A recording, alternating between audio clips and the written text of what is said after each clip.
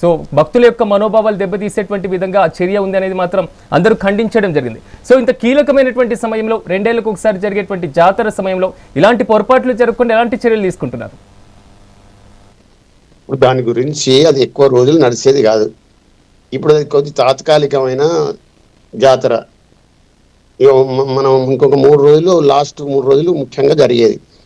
లక్షలాది మంది జాతర అయితే ఎక్కువ రోజులు జరిగేది కానప్పుడు రాష్ట్ర ప్రభుత్వం 250 కోట్లకు పైగా పెట్టాల్సినటువంటి అవసరం ఏమొస్తుంది?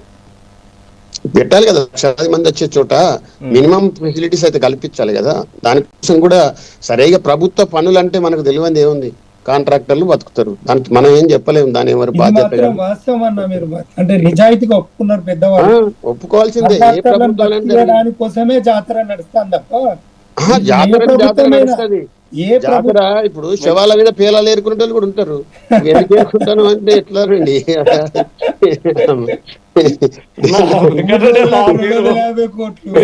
మీరు ఇంత బోల్డ్ గా మాట్లాడితే కష్టమైతుంది. మీ పార్టీ అధికార ప్రతినిధిగా మాట్లాడినట్టు మాట్లాడతలేరు. మీరు ఒక మాట్లాడుతున్నారు. కృష్ణారెడ్డి గారు, మీ మాటలు విన్న తర్వాత జాతరకి సంబంధించి ప్రభుత్వం పెట్టినటువంటి ఖర్చు మీద మీకు ఏమైనా సందేహాలు ఉన్నాయా? సందేహాలు లేవు. ఓకే, ఏ ప్రభుత్వం అయినా ఏం చేయలేదు. ఇదే పద్ధతిలో జరుగుతుంది.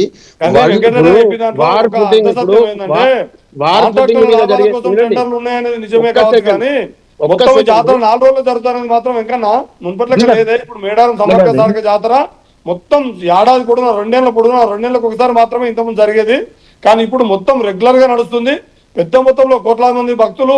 ఇంతకుముందు ఒక నిర్దిష్టమైనటువంటి సమయం అయితే ఎవరైతే అమ్మవారి గద్దెల కూర్చుడు, మన గద్దె నుంచి అడవికి వనానికి వెళ్ళిపోవడు ఉండేది. కానీ ఇప్పుడు మాత్రం నిరంతరంగా 2 ఏళ్ళ నడుస్తున్నది.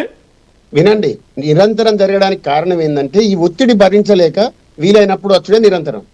కాకపోతే ప్రతి ఒక్కరి కోరిక ఈ టైంలో పోవాలని అందరి కోరిక. అది సాధ్యం కాదు. ముసలి వాళ్లకు, పిల్లలకు అది అసాధ్యం. కాబట్టి వాళ్ళు సాధ్యం కాక ఎప్పుడోసారి పోయి మొక్కు చెల్లించుకోవడానికి ప్రభుత్వాలుగా బాధ్యత ఏంది? ప్రజల విశ్వాసాలను నిలబెట్టుకుంటూనే వాటికి కావాల్సినటువంటి కనీస సౌకర్యాలని, వాళ్ళ విశ్వాసాలని దెబ్బతీయకుండా ఉండే విధంగా వారికి కనీస సౌకర్యాలని, అది నీటి వసతి కావచ్చు, స్నానాల ఘాట్లే కావచ్చు, రవాణా యంత్రాంగం కావచ్చు చేయాలి. కానీ ఆ వాళ్ళ చారిత్రక ఆధారాలని ధ్వంసం చేయొద్దు అనేది ఇక్కడ చర్చ. వెంకటరెడ్డి రవాణా విషయానికి వస్తే ఆల్మోస్ట్ కొంచెం పటిష్టంగా కట్టారు అంతే. అక్కడ శ్రీహరి గారు, రవాణా విషయానికే వస్తే కేంద్ర ప్రభుత్వానికి లేఖలు రాయడం జరిగింది కదా. ఆంధ్రప్రదేశ్ కి సంక్రాంతికి బస్సులు ఏదైతే టోల్ ఫ్రీ ఇచ్చారో మేడారం జాతరకు కూడా ఇవ్వాలి అనేసి. అవును, అదే అన్న మనం కోరుకుంటుంది కూడా. ఇప్పుడు రవాణాకు సంబంధించిన ఏర్పాట్లలో ఆ వాళ్ళు ఎట్లయితే ఆంధ్రాకు సంక్రాంతి పోయేటప్పుడు ఇచ్చినట్టుగా ఇవ్వాలనేది ఒక ఎత్తు అయితే అన్న, మెయిన్ ఇక్కడ మన చర్చ అంతా దేనికోసం అన్న విశ్వాసాలను దెబ్బతీసే విధంగా ఏ అభివృద్ధి